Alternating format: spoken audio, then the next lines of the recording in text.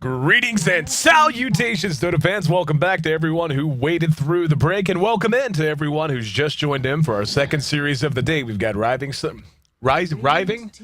Good way to start the broadcast, Aaron. Let's go ahead and get things back on track with Rising Stars taking on the Chains Stack. So the Chains Stack, also known as an Australian team because they have one Aussie. At least that's the math that I hear works. They're taking on Rising Stars, and I'll be honest with you, I don't know a whole lot about these two teams.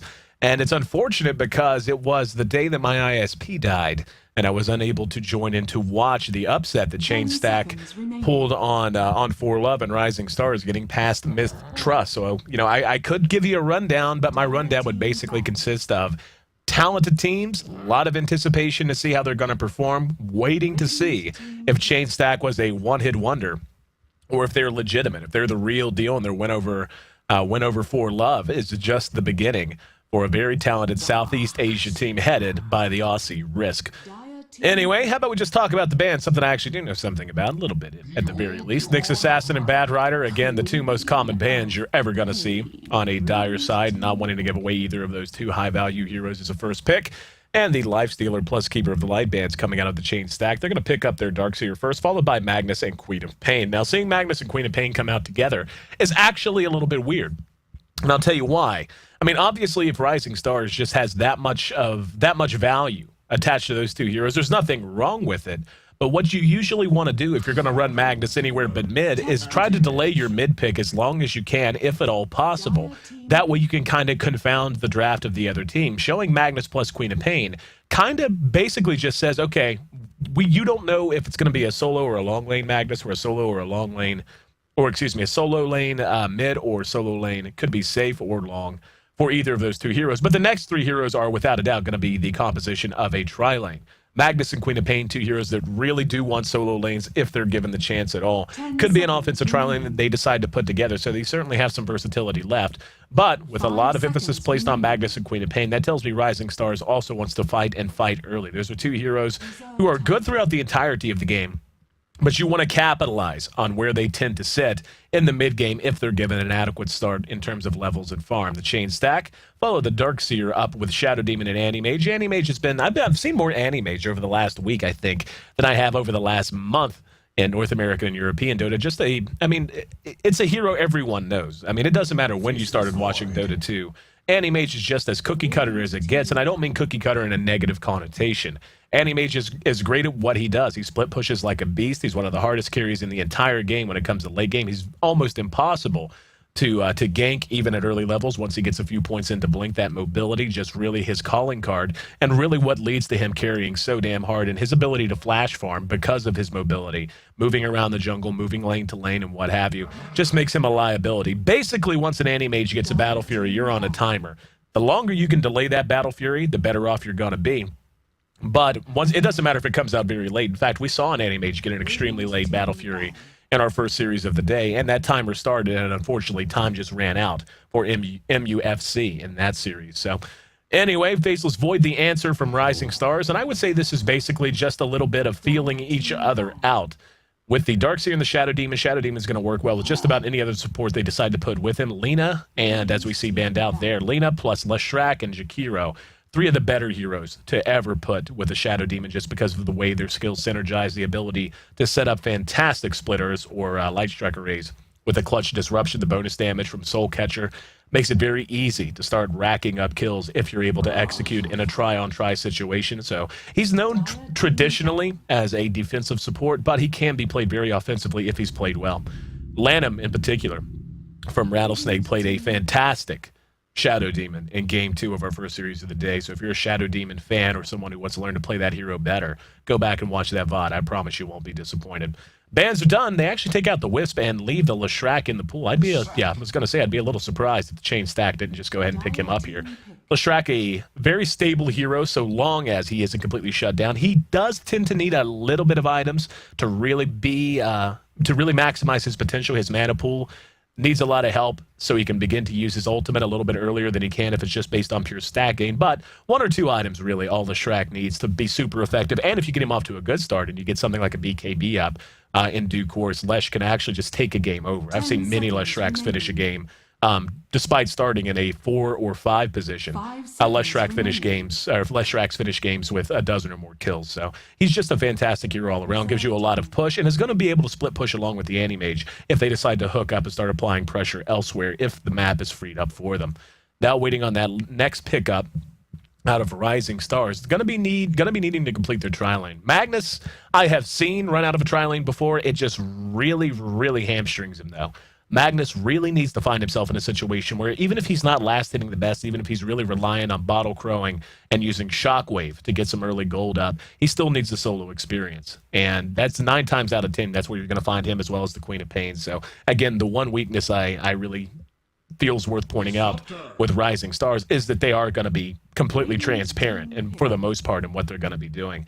Disruptor will be the pickup from Rising Stars. That's excellent, an excellent way to shut down an Anti-Mage or to at least deal with an Anti-Mage at all stages of the game. The fact that you can glimpse him back, once you get 3-4 points in a glimpse, the range on it is just utterly absurd. It is gigantic. And being able to glimpse him back into a Static Storm or just get the Static Storm off on him. If you can lead off with a Chronosphere and time up the Static Storm to follow it. If you catch the Anti-Mage with the Chronosphere, let Void bang him down a bit, then time up a Kinetic Field plus a Static Storm as well. You can follow that up with even more damage on an Anti-Mage who's then unable to blink away because of the silence of Static Storm. And that's to say nothing of the pure nuke potential when you talk about a reverse polarity into a Chronosphere, into a Static Storm, Kinetic Field combination, into Queen of Pain's entire arsenal, Scream of Pain and Sonic Wave. So Rising Stars is going to want to fight very quickly, and I'm interested to see how they're going to build the Void. I don't think they're going to do something like a Midas pick. They could, but if I had to guess, they may just get a quick Mask of Madness up and go straight for a big damage item. Even a Battle Fury, really, given the fact that they do want to fight early. That would give him a little bit more scalability. And let him at least try to keep up with an Anti-Mage if the map does not go their way. If they lose map control and Void has to be a little bit more cautious in his farming, he will be able to flash farm a bit more effectively. The Chain Stack complete their lineup by picking up the Gyrocopter. So taking a look at the way these lanes are going to work out, I really like what a Gyrocopter brings to the Chain Stack. More than likely, we're going to see Gyrocopter wind up mid, and they can do that pretty confidently against the Queen of Pain and a Magnus. He's going to be able to use Flak Cannon to harass both of those heroes out and make some space for himself, not to mention getting a bottle if he really has trouble with his sustain. Darkseer likely to wind up in the off lane with Shadow Demon, Anti-Mage, and Leshrac all farming safely on the Radiant side. Windrunner going to be the last pickup for Rising Stars, and now that does kind of make things a little bit more complicated. I mean, you've got 3 heroes that usually want a solo lane. Windrunner usually wants to have that long lane all to herself. And they may just end up running Magnus as a tri-lane support. Again, I've seen it before. It's not the rarest thing in the world. It's not like it's a gigantically big deal or anything. But at the same time, they could end up just running a Windrunner there as well. So we'll wait and see how this is going to pan out. Yeah, it looks like that's what they're going to do. It's been a while since I've seen this, and it was actually Long DD was the last player I saw do this, running a pure support Windrunner. I absolutely love it whenever it's well executed, and we'll see if Rising Stars is going to be up to the task. How about we take a run through our lineup, see who's playing who. Gonna have the captain, the Ayesee, Risk, who I was actually having a Twitter conversation, and if I'm not mistaken, the Chain Stack in the series I missed, LD, caught a little crap because he said it was an Australian team and it was just one Australian, this guy right here. And I informed him and the Twitter universe that being an Australian is like being alcohol, man. It doesn't matter what you put it in. It all becomes booze in the end. But anyway, Risk the captain, the Ayesee, handling our Gyrocopter. Going to have Minerva, love that name, very good Deftones album. Playing on our Shadow Demon, Anti-Mage. Going to be handled by Chains. Going to have Leshrac playing on Legendary, or played by Legendary, I should say, and Darkseer will be handled by Johnny. And yeah, they're going to solo lane the Anti-Mage here. And this is going to be okay for him. He should do just fine against Magnus. Up here, a little bit of paint being traded. After this is done, I'll go ahead and run through Rising Stars. Actually, yeah, I do still need to run through their lineup, so we'll get to that momentarily. Going to have the tri lane exposed, and they're actually going to be running Gyro here as a support and run the Darkseer mid. I don't mind this one little bit. There's so much kill potential here out of the Chain Stack, but they have to make sure they execute. Disruptor and Void really don't have a lot of lane presence early on.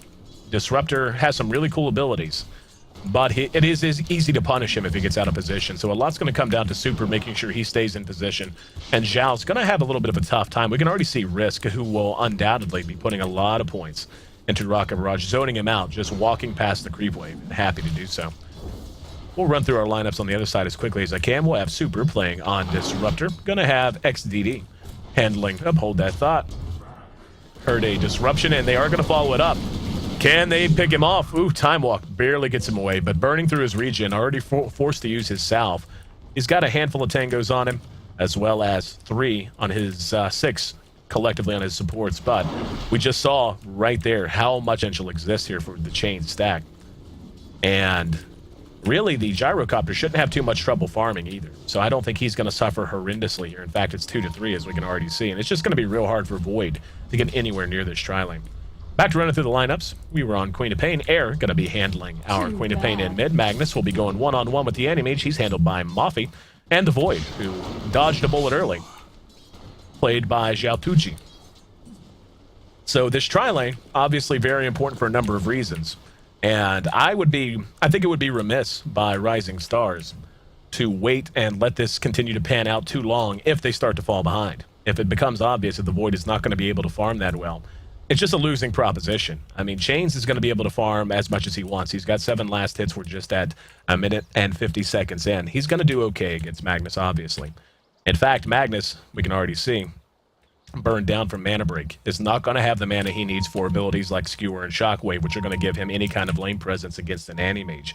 So this is a big advantage at the moment for the chain stack. Really solid drafting. The choice of Sin Darkseer mid, quite good as well. No way a Queen of Pain should ever kill a Darkseer, so long as he's playing competently, and I'm sure he will. And this tri-lane should go their way as well. So unless Rising Stars is able to just flat out skill difference them or outplay them, all 3 lanes. I mean, mid, Queen of Pain's not going to be hurting for last hits or gold, so don't mistake me there. But this is not going to be a 1 lane for them, and Queen of Pain usually wants to win her lane. She's just that high value of a pick whenever you pick her and send her mid. So this top lane, though, is really where everything hinges. A quick Battle Fury on Anti-Mage, unless they decide to apply a lot of pressure, is just going to happen. Make no mistake about it.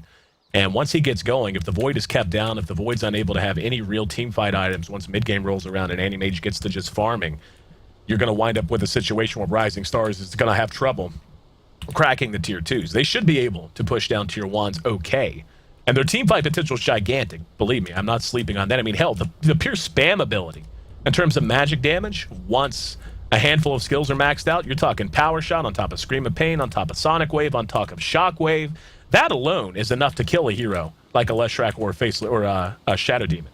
Hell, even Gyro, before he gets to BKB, is going to be susceptible. So I'm not sleeping on that. But it's really going to be a battle of the carries. And the spamability of magic damage spells like that only goes so far. There's plenty of ways for Chain Stack to actually deal with that too, is worth mentioning too. As awesome as that is, if they can lead off with a Reverse Polarity, follow with a Chronosphere, then Kinetic Field, as well as Static Storm, that's the perfect scenario.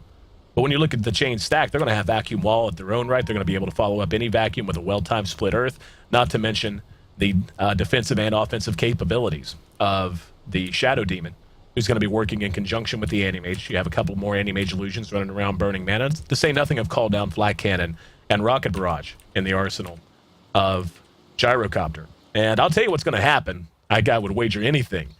It's just going to be some damn good team fights. When these team fights get rolling, I have a feeling this is going to look a lot more like a North American European Dota game than a lot of the games I've casted so far here in the G1 League.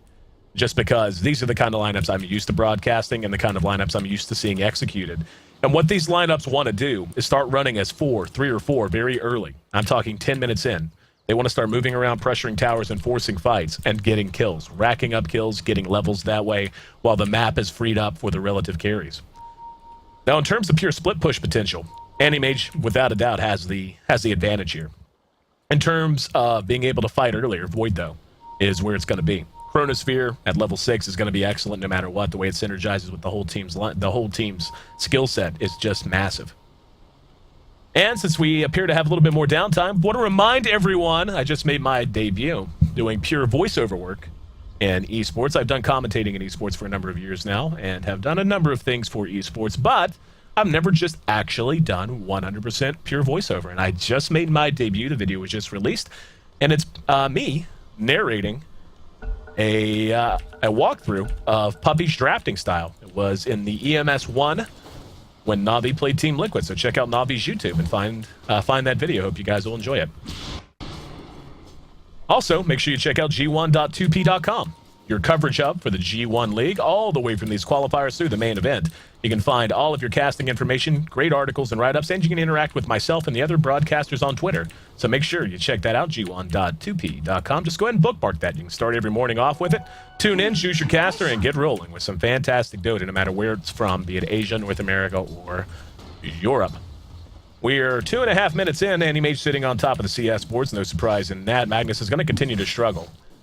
And he's doing okay. I mean, he's got 5 last hits. And given how... I'm actually surprised that Chains isn't putting on even more pressure than he is. He's burned the mana down. And it seems like he's happy with that. He's happy to just make it so Moffy has to play with no mana for a Shockwave or for a... no mana for a Shockwave or for a Skewer. Here in mid, Queen of Pain sitting at 5 last hits to the 3 of Darkseer. So both of these heroes going blow for blow. Void's life, though, is going to continue to get hard. And this is exactly what I'm talking about. We're 3 minutes in. Animage has 16 last hits. And Zhaltuji on our Faceless Void is sitting at 5. They can't let this continue. This is just a losing proposition. They're basically ceding 2 lanes if they don't try to do something about this very soon. I mean, obviously, you don't just sell out and say, okay, all 5 top, and then try to kill off the offensive tri-lane of Chain Stack. But you can't just be willing to sacrifice this for more than another minute or 2. There will have to be some movement. Because they're not winning a single lane. They're tied in 1 lane and losing 2. Really well drafted out of the Chain Stack, and now I already begin to see why this team comes in with so much ballyhoo. A team that a lot of people had their eyes on. And I'll tell you, I have enjoyed so much just over the last week, and looking forward to even more in the future as we roll through the entirety of this G1 League that I'll be broadcasting. I have enjoyed so much the rise of a lot of these new teams. Neolution Thailand showing me the biggest upset I think I've ever seen. The Chain Stack hung a loss on 4Love as well. Very big upset there. Watching Rattlesnake upset MUFC earlier today. These are all teams that have all the potential in the world. Gonna see an invis picked up by Darkseer. Darkseer has picked himself up a bottle. Hold that thought. I thought we had an engagement at top. Saw all the little icons come together. Usually that means some blood on the ground, but not the case now. Annie Mage, 25 last hits at 4.5 minutes in. Continues to do a great job. Magnus sitting at 9. He's actually on par. Just about on par with the Darkseer in mid. So Mag is actually doing a little bit better down there than I would have expected him to. And again, just the Annie Mage being able to use Mana Break to burn down Magnus's mana. To take away his ability to use those skills that tend to make him so good in solo lane situations, namely Shockwave. Hold on, there's a disruption, and they're going to follow it up. XDD in trouble. First blood on the board. And give it to the captain, give it to Risk. And I'll tell you, this is, again, they can't allow this to continue. I was harping on it minutes ago, and it's just going to get worse and worse now. That first blood guarantees that this is a lost lane if it continues on. And Air going back and forth with Johnny. Sonic Wave. Whoa, Johnny! Johnny! Bottling up. Pursued out. Oh, she blinked and didn't have the mana. Oh, no. Johnny is gonna survive.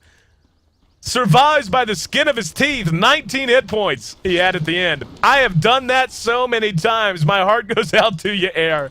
Playing a Queen of Pain mid, you see a kill, you're not sure, you blink, you're gonna scream, and no! Not enough mana. Oh my goodness. Chain Stack maintains their lead 1-0. This little great Crusader, the luckiest man on this map, at least for the moment. Back to this tri-lane. Windrunner has actually really good lane presence for the most part. To be an early lane hero, especially running in this situation, Shackle's something you just have to watch out for. It's devastating to be caught by a Shackle at this level. She has survivability because of Windrun. But Disruptor and Void are just so low in terms of their actual lane presence that I'm actually surprised he's getting any last hits right now. He shouldn't be. I'm really surprised he's getting any last hits at the moment.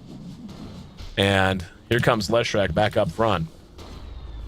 The early CS going way in the favor of Chain Stack. 35 and 26 leading all farmers on the board. 22 now for the Queen of Pain. 17 for the Void, which honestly is not that bad. I'm really surprised they let him get anywhere near that creep wave. I don't know why they would. But for now, he's having his way with things. Plenty of mana on both heroes, but they're going to smoke up, take off, and head elsewhere. They're going to try and bring air down. Now, being able to kill off Queen of Pain at this early stage of the game is gigantic if they can make it happen. Coming along the high ground, there we go. There's a disruption. She can only blink a couple of directions. And beautifully timed split earth. No way. Didn't matter where she blinked. She was not going to be able to accomplish it anyway. 7 minutes in, 2 kills on the board. Both belong to the Southeast Asia squad. There's a glimpse back on Risk, though. And they catch him with a kinetic field, doing a lot of damage, but will be cleaned up eventually. So they trade a kill on Gyro for a kill on Queen of Pain. And I actually feel like that's an okay trade for Chain Stack. Obviously, you don't want your Gyro to die if you can help it, but bringing down a Queen of Pain at this stage of the game, delaying her from getting whatever build she wants to go with. She has her bottle, but she's still looking for her boots. And just, you know, keeping her down is going to be a big part of their success. Because, again, Void, as good as Void is, Anti-Mage should out-carry a Void in the late game, all things being equal, just because of Mana Burn. Magnus actually helped out with the Queen of Pain, gets a kill on the Anti-Mage. That makes up a lot of ground. Bringing that Anti-Mage down at this point is gigantic. Rising Stars just made up a huge deficit in terms of farm, in terms of everything else. Now, it's not as if they're 100% made back up, but just bringing him, getting him off the board, giving Magnus some time to get some gold. Gigantic turnaround. It's something they desperately needed. Double damage picked up on the Darkseer. He's going to make his way to top. Looks like they're looking for revenge. Risk, not happy with having been glimpsed back. There's a search on Shadow Demon. Looking for a target, not going to find one. Pulls the creep camp, though. And we'll keep an eye here for the moment. We've got a lot of attention being given. There's a power shot that catches a few. That should be enough to force them back. Queen of Pain thought of making her way up there, thought better of it. Chains with his Ring of Health, his treads up already. I'm actually surprised he went treads first. And it's not the biggest deal in the world. You can't really effectively farm the jungle with a Battle Fury until you get your treads up, just because you want to have that extra bit of attack speed as well as the extra tankiness and so on.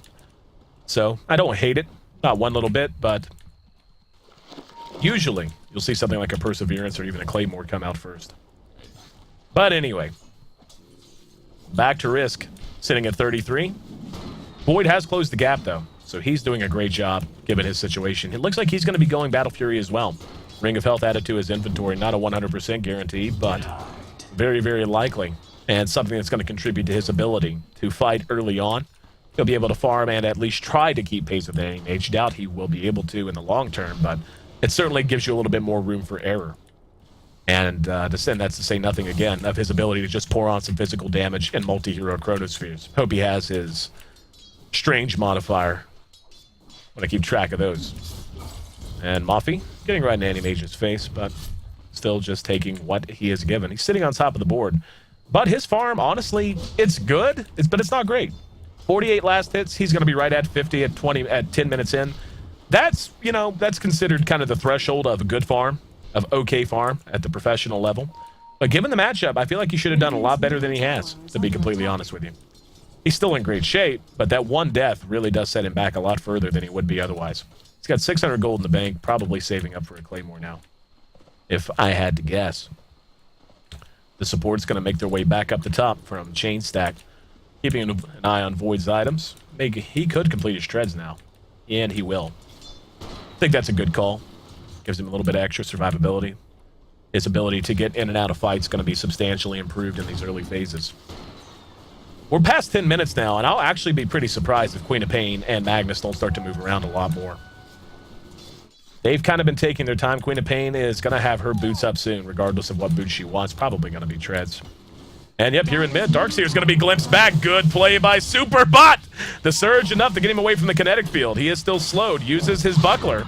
Should still be tracked down. There's a vacuum. But no! Surge a little bit too late. Got his foot on the gas. Just a little bit too late. 3-2, and Rising Stars has taken this game, which seemed to be really, really going against them, and helped turn it around, and it's because of movement. They're going to go ahead and deny this mid tower, so that's a win at the very least for Chain Stack. Not the win they would have hoped for. Obviously, they would have preferred to have gotten the last hit on the tower, but little map control going their way. Taking a look at Magnus, he's got his arc boots up, and I think that's impressive. I think this Magnus has done a phenomenal job down here. And now we're going to start seeing the TPs. Void's going to head down here. He's hooking up with Magnus, yep, and this is what I thought. 10 minutes in, it's about time they start moving around and start applying pressure to this lineup of Chain Stack. Magnus is level 6. He's gonna have Darkseer actually just gets a kill on the Disruptor here in mid, so Disruptor hanging out where he doesn't belong. Windrunner now gonna take herself a little bit of farm. She's level 5. They decide to back off of Anti-Mage down here, not feeling confident with their ability to make that happen. Shadow Demon and Leshrac may be sensing that their carry is in danger, making their way down. Void's going to go farm in mid, and still looking to continue up his item tree. But Offie's still hanging out. Now they may engage. Thinking about it, he has one little bit of help in air right behind him, but wisely decides to retreat now. 6 kills on the board. We're 12 minutes into this game. Gyro one-on-one with the Windrunner. His farm has been solid so far. Looks like he's on his way to an Aquile. And can't say I mind that one little bit. Very stable item for him. The question will be, is he going to build damage, or is he going to build survivability after that? He's already got his treads up, so plenty survivable enough for the moment. Now they're going to loop around on Magnus. Magnus has mana. He's got an RP ready, and he's got help coming. Here we go. Follow-up Split Earth, but they're going to catch Legendary as well. Static Storm secures the kill. And here comes Darkseer, YOLO'd his way in. And, wow, there's a vacuum that catches 3. Shackle shots there. Sonic Wave helps get a kill, but air's going to be cleaned up. RP caught a couple. Mana Void going to send Magnus back to the well. And I'm not going to lie, that was just sloppy on both sides. That was a really bizarre fight. Darkseer ran up, gave a kiss on the cheek, and then ran back out. Landed a vacuum afterwards. And the Sonic Wave only caught 1, but didn't do really enough. I'm actually surprised Air got away there. But anyway, 5-4. 13 minutes in, and both teams looking to fight. And I touched on this in the draft. I think this is going to be the status quo for a while. They're going to want to fight and free up the map for their carries to farm. Tier 1 still stands. Zhao 2G making his way over there now. May decide to apply a little pressure there. Anti-Mage might be thinking of banging on this tower a little bit. Air with 900 gold in the bank. We'll see if BKB is going to be his choice. I think BKB would be a fantastic choice for him as his first big item following his boots. Up to Disruptor. He's a po' boy. Just a po' boy. But what I was saying before that fight broke out, the Gyro, it's going to be real. Okay, yeah. He's actually going to be getting a Yasha straight up. He's not going to convert the Bassi into an Aquile, which is fine. And someone answers my question. What's he going to be doing? Is he going to be going for survivability or for damage?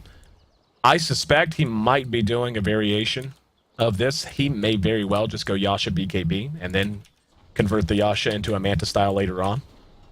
I think that'd be a great call against the lineup that Rising Stars has. Again, so much magic damage. So much pure spam damage.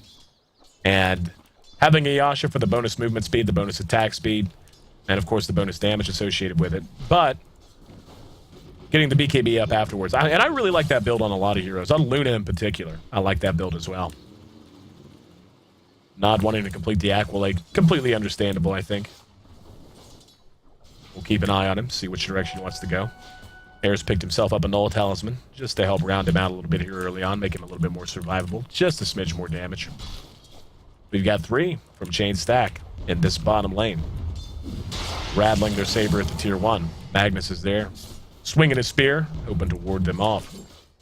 Chains has already taken off and gone into the jungle. He's helped out by Leshrac, who's happy to soak up the experience. I'm really surprised this game is actually broken back down to being this calm. 15 minutes in, it would seem. I mean, both teams have so much firepower and so many ways to start and end a fight. Surprised to see the Queen of Pain, in particular, just kind of doing her thing here in mid. Don't mind it at all, but a little surprised. Darkseer, if I'm not mistaken, should have his mech on his way, and he does. And it looks like the Battle Fury should be basically done on Anti-Mage as well. So a lot of items going out via Baby Roshan Transit. He delivers on Sundays, unlike the Postal Service. But still a lot of Dota to be played. Still very close this game. 5-4, 1,500 gold in favor of Chain Stack right now. 1,500 experience, though, the trade-off. That's in the favor of Rising Stars. Owed pretty much entirely to their early kills. Do have 1 kill lead, and the farm still very much in Anti-Mage's favor. He and Darkseer are the 2 highest farming on the board. Void has bounced back admirably. His team has done a great job of opening this map back up to him, forcing Minerva, as well as Legendary to make their way back down to protect the Animage. And that's what an early kill on Animage can do. Makes the team a lot less willing to leave him alone. And it frees up your carry and your tri-lane in return. So a little bit of pressure put on, but not much. Xiaotuji, right in the shadow of the Tier 1 top, may go ahead and make a run at it. Meanwhile, the rest of Rising Stars slowly meandering their way down to the Tier 1. This is going to be a 5-man push. And here we go. Darkseer looking for trouble. There goes the homing missile. They should be able to take this. Oh, good shackle shot right off the creep. There's a kinetic field. Now he's going to mech, but he's nuked down. No, actually disrupted. Now the RP going to be spit, but only caught one. Call down's there to connect on Mafi. Mafi's gone. Vacuum brings the back. Chains gets into the fight. Finishes off the Windrunner with a Mana Void. That was a fight that should have gone the way of Rising Stars, but some more lapses in execution cost them in a big way. Void still banging on the Tier 1. Here comes the TP reaction. Should not be able to get it down much past the quarter. Risk is going to be there. Drops the homing missile, and that's enough to force Xiaotuji back. The reverse polarity hurt a lot there, but I'll tell you who the MVP of that fight was. This guy right here. Minerva. Saving that Darkseer. Basically derailing the entire chain of initiation that Rising Stars was trying to put together. With a clutch disruption. 6-5. And Chain Stack once again retakes the kill lead. That gold going heavily in their favor, and just look at that. They've cut the experience lead in half for Xiaotuji and company. And right now, I mean, to be honest, the first major fight we saw was sloppy on both sides. And Chain Stacks kind of, it was a little rough around the edges, but it was a beautiful shackle shot from XDD. Make no mistake. They just were unable to really follow up the way they wanted. As it is, the Animage sitting at 103 last hits, and that Battle Fury complete in his inventory. He may be going straight up for a Vlad's after this, just so he's in a better position to start fighting earlier. He's got the Ring of Health. Don't quote me on that, but it's an option.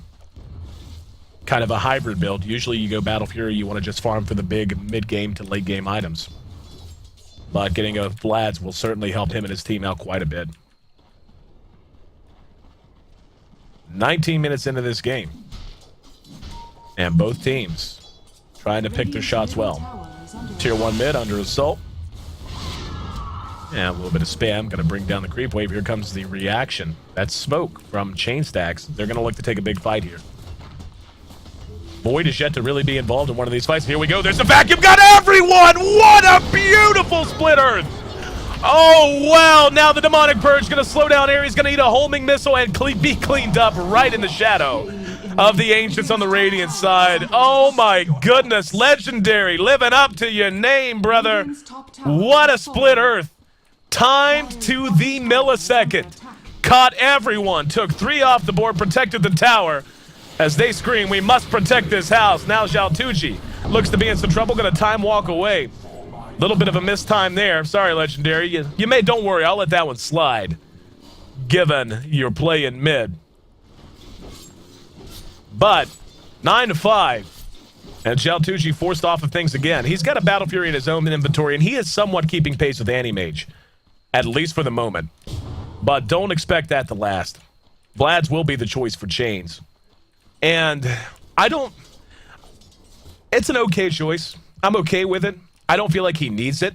I think his team is demonstrating so far that he could just go ahead and bank for a big item, go straight for a Manta, and then a heart even, before he decided to get something like that. Or hell, let one of his supports build it. Let the Darkseer build it. I mean, a pipe is certainly going to help as well, but anyway. Mid tower is going to be denied. Gyrocopter comes in, and there was a glimpse. I didn't see who he glimpsed back. But poor XDD. Oh, wow. Actually just going to make it away. Nope, homing missile. Says, nope, sorry. Wind run away? No. And, oh, what a vacuum. Absolute max radius. I am loving this Chain Stack team. I am absolutely loving watching them play. They are playing a grinded out, entertaining, beautiful game of Dota. They're executing. They're making great plays individually. You can tell their communication is spot on. And you can tell that this is a team set to put their name on the map. And they've gone a long way already. Doubling up. Rising Stars 5 to 10. If you're just tuning in, this is game one of this best of three, our second of the day. The finals of Group A. Excuse me, the group finals of Group B, I should say. Winner of this moves on to our next phase. Chain Stack taking on Rising Stars. Rising Stars falling behind. Not a ton, not insurmountable. 20 minutes in, 3,000 gold the advantage, 3,000 the experience now, though. The swing for Chain Stack. Minerva's going to be Surge. He goes in, disrupts, and maybe thinks better of it. He's got a whole team behind him. Here comes Void. Void's going to go for it. Doesn't find anyone. Again, great communication. Great communication. Make no mistake about it. Everyone's here ready to defend. Anti-Mage chopping wood over there in the trees. His Vlad's is complete. Certainly going to help him with his damage output, survivability of his entire team. Windrunner will be the one responsible for building a mech this time around. Jaltucci going to go ahead and bail out. And he's still keeping pace with the Anti-Mage pretty admirably, I got to say. I think he's doing a much better job than he had any business doing. The tri-lane should have been a bit more successful than it was, I feel. But as is, he's still coming up a bit short, and Anti-Mage going to look to make that gap even wider. Air picked up his ultimate orb on the way to a scythe, and they're going to go ahead and push through to tier 2 on bottom. Chain's playing balls out here. And just going to cut the creeps, eat a lot of damage, and not care as his team cleans up the tower. And the map control definitely going the way of Chain Stack. Jaltucci just picked up a big item. What did he get? Yep, Mask of Madness. I kind of suspected this is what it was going to be. A quick-ish Mask of Madness. And right now is when he's going to want to start fighting. I don't think he's going to want to take an Anti-Mage approach. Well, and in fairness, both heroes are in that mode now. That's why you build a Vlad's. There are generally two schools of thought. Well, I shouldn't even say that. It's one school of thought, but it's that if you want to play Anti-Mage as a mid-game carry as opposed to an ultra-late game carry, you're going to build something like a Vanguard, a Vlad, even get a Vitality booster on your way to a Heart. And getting the Vlad now after the Battle Fury, I would call that a fairly hybrid build. He has the Yasha now, though, so he's already making up the distance that he set himself back with that 2,000 gold item. No problem at all. And it looks like Darkseer is going to be getting himself a Scythe of Ice, actually, skipping Pipe entirely. And that's gutsy, given the pure amount of magic damage that Rising Stars can pour out. Again, if they're able to get everyone caught, if they're able to catch 2 or 3 in a kinetic field, then hit them with Scream of Pain, Sonic Wave, Power Shot, Shockwave, etc., to say nothing of the right-click damage that's going to come out of the Void. That is 3 very dead heroes, and it doesn't matter which heroes it is. So far, though, the execution just hasn't been there. At least not for both squads. Chain Stack has been playing some great Dota, looking to keep that rolling now. That's a homing missile, chasing down a faceless Void. And the Wild Wing Ripper getting some shots in as well. They're not going to follow it up. And do they have a ward, or is that just amazing game sense? That is just outstanding game sense. They didn't have a ward to see that, but all of Rising Stars heading that way. They actually can still go take that fight. There's just 3 of them. They've got 4 here. And Darkseer, under cover of smoke, the smoke will fade. Surges himself back away. Super's going to begin rotating his way up. Looks like tier 1 top might be our next battleground.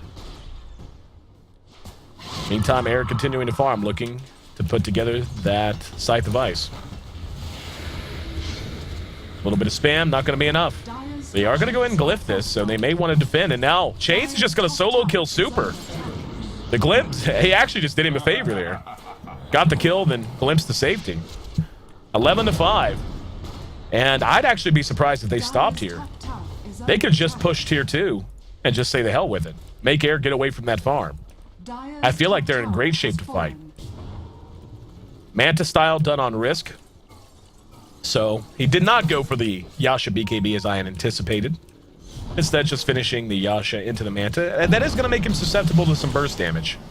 And that's kind of why I was leaning towards the idea of a BKB after the Yasha. Mech, going to get everyone back in fighting shape. And just look at that tower melt. Just absurd. Only 1 outer tier tower remaining. Jaltucci doing what he can. He's got 1,500 gold in the bank, but as we can see, Animage is beginning to open things up a little bit. The CS score still relatively close, 193 to 160. The gold, though, and the experience all moving in just one direction. Hope you guys are enjoying the show. Sorry, we're going to have another little pause. But, yeah, hope you guys are enjoying game one of our second best of three of the day.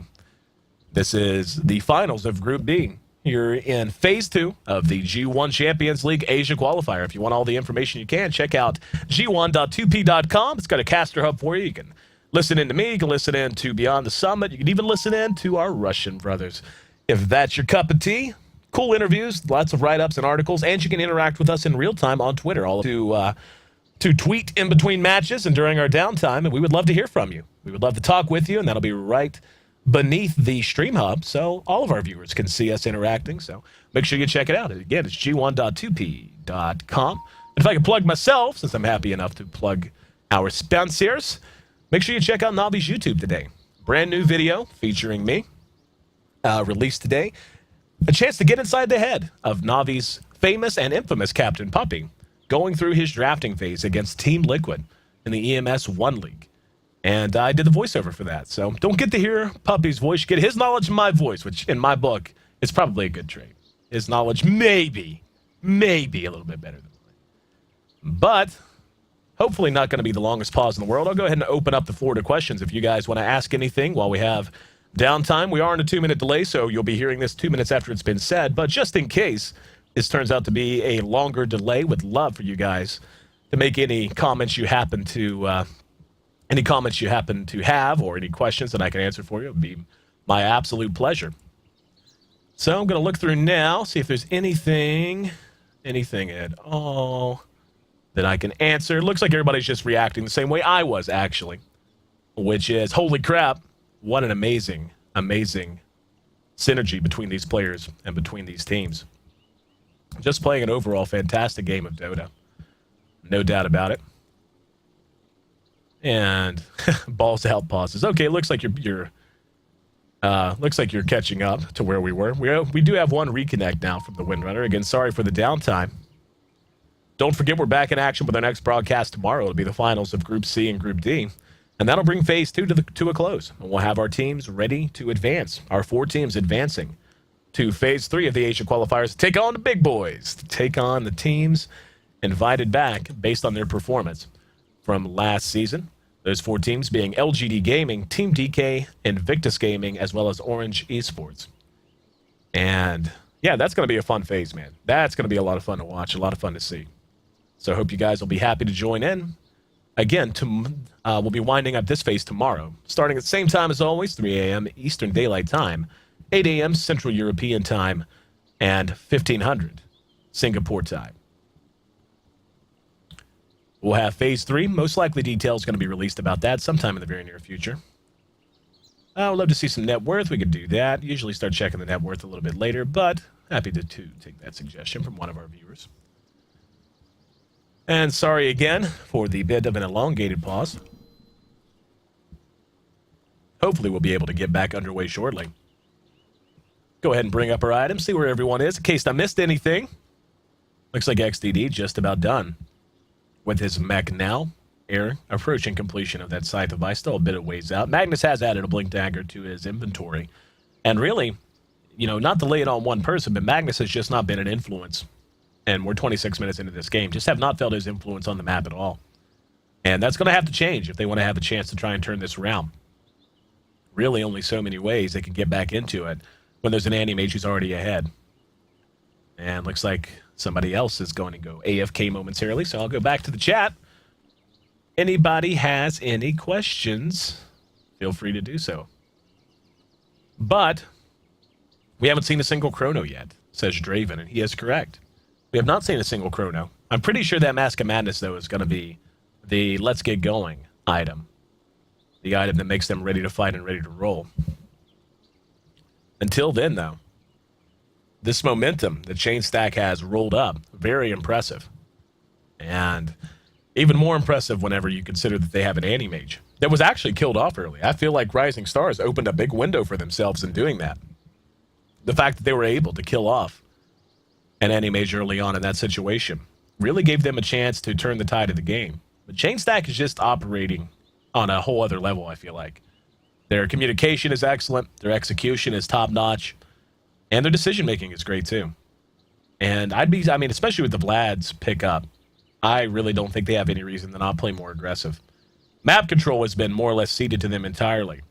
And at this point, they can honestly just go defend bottom, push in mid, and then even take a shot at Roche. They are so far ahead, not just in terms of their own, or of their Anti-Mage, but their supports are far ahead as well. Shadow Demon, obviously, he's a po' boy. But Darkseer, Gyrocopter in great shape. And I love it when an Anti-Mage can function with an off-carry, with somebody else to help carry the water in the mid-game. And that gives him the freedom to do things like pick up a Vlad's when otherwise he might just go straight up for a 100% late-game oriented build. The fact that he's doing it the way he is, I think is perfectly fine. It just means that they're going to be looking to end this game in 10 minutes instead of 20. And we hear the pinging. Sounds like someone's impatient. Anti-Mage, letting the whole world know, you know what? We need to defend down there. Needs to happen. All right, now let's see if we got some questions. Is there something wrong with the mic? Oh, somebody said, what's up with the mic? Hopefully the mic's okay. I'll go ahead and ask in the chat, since that'll get to you 2 minutes before this will. But, let's see. Stream later on. I'm going to guess it's just noticing that everybody... Okay. Okay, just making sure, guys. Making sure the mic's okay. But... thanks again for being here on One More Game TV 2. Hope you hit subscribe. You're not just going to be able to catch me casting the G-1. You're also going to be able to hear the conclusion of the D2L Season 2. The playoff's going to be announced in the next few days. All of your details there. Very stacked 4-team playoff field. Fnatic, Dignitas, Team Liquid, and Empire. Looking forward to getting back to some North American European Dota, but so much enjoying my return to casting some Asian Dota. And speaking of a return to casting Asian Dota, how about we return to this game after a long-ish pause and a little bit of downtime. So they are going to go ahead and TP down to the bottom tower. Do their best to keep that standing. Not going to be too hard, given it's still at half health. Zhao Tuji, 1,500 gold in the bank. Has his Mask of Madness. I'm really, at this point, I think he can't afford to not fight anymore. They've already lost complete map control. And it's just going to get worse. They're going to end up pinned inside their base if he doesn't look to take a fight soon. And he's fairly well farmed again. He's right behind Anti-Mage. But 3 of the top 5 farmers, all belonging to Chain Stack. Gyrocopter in really good shape. The only real liability, I feel like, is Gyro's choice to skip a BKB.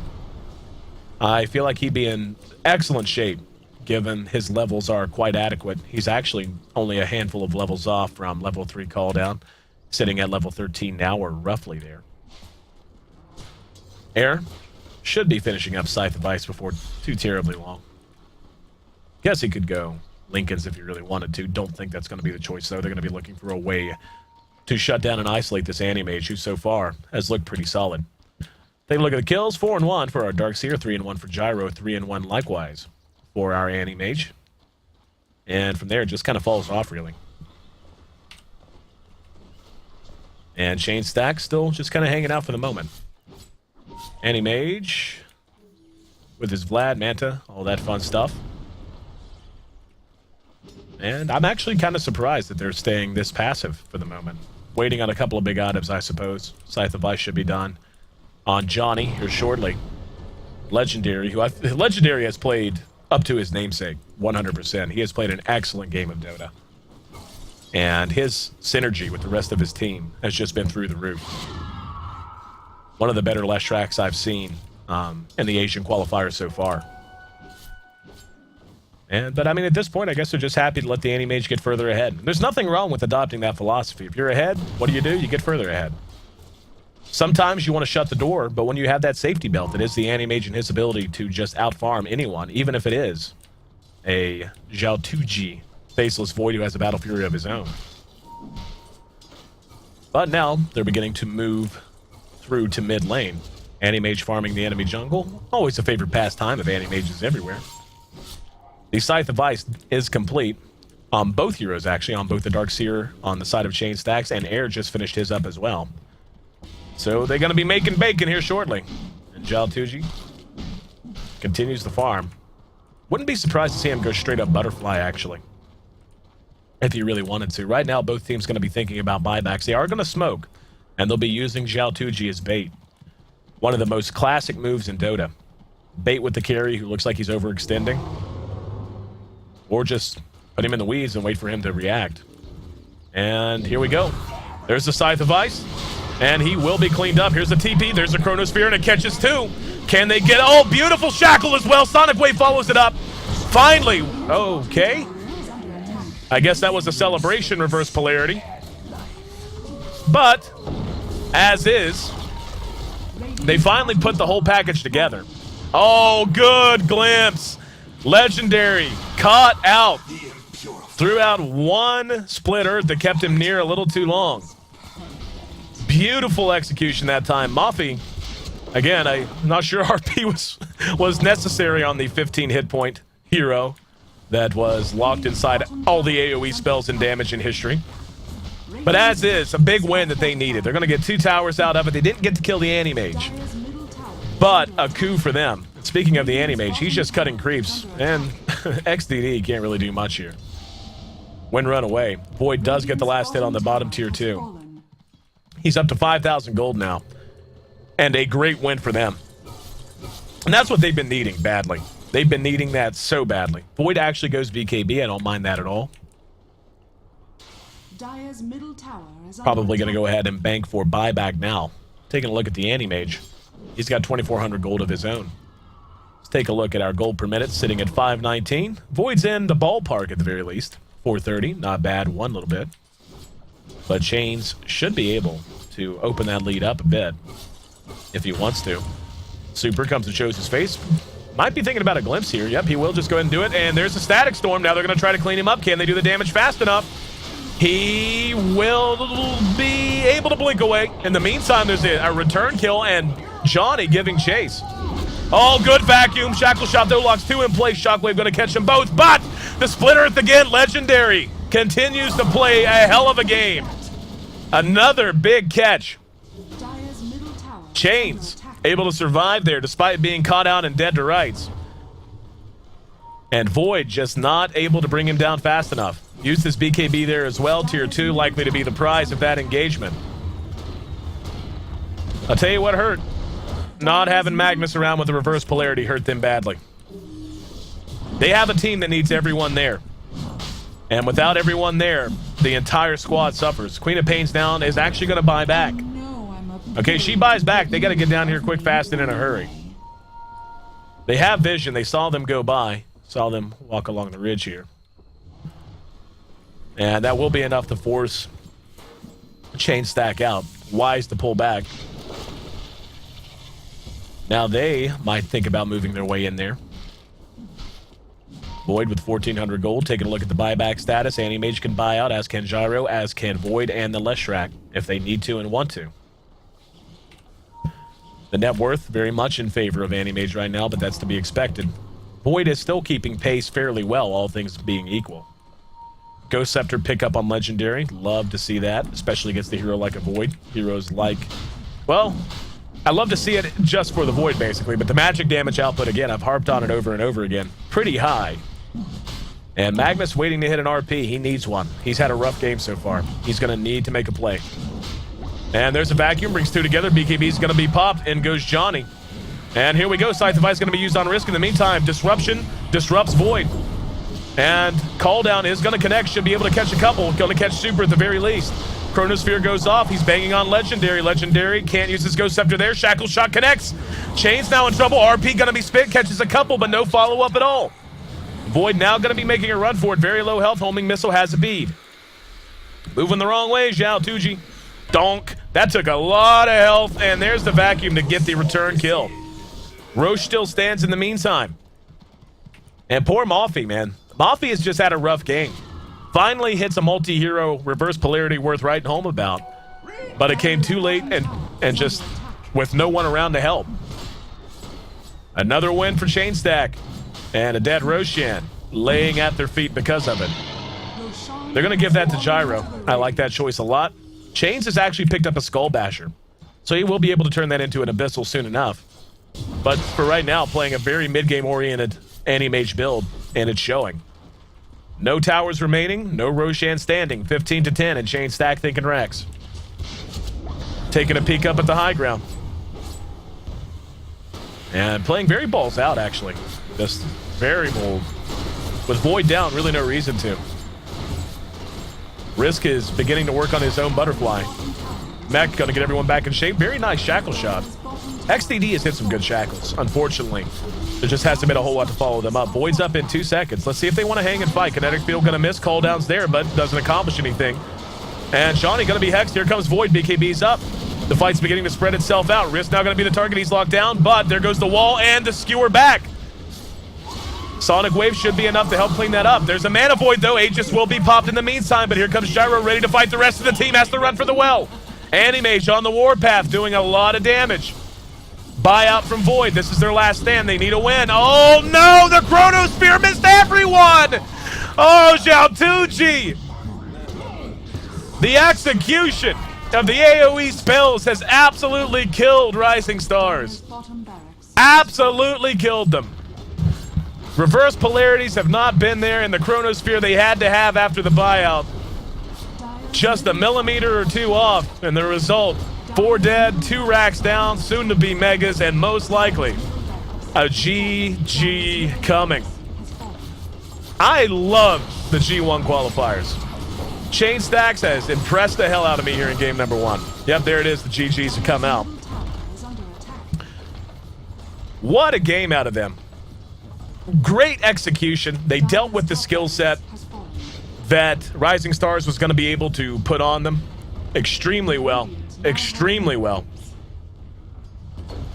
And just an impressive game all around, really. There's really no other way to put it. Chainstack leading 1-0 as soon as our Queen of Pain leaves. Hopefully it'll be soon.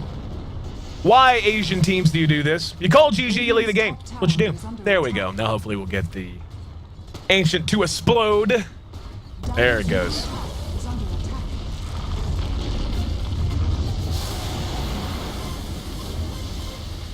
Absolutely great win.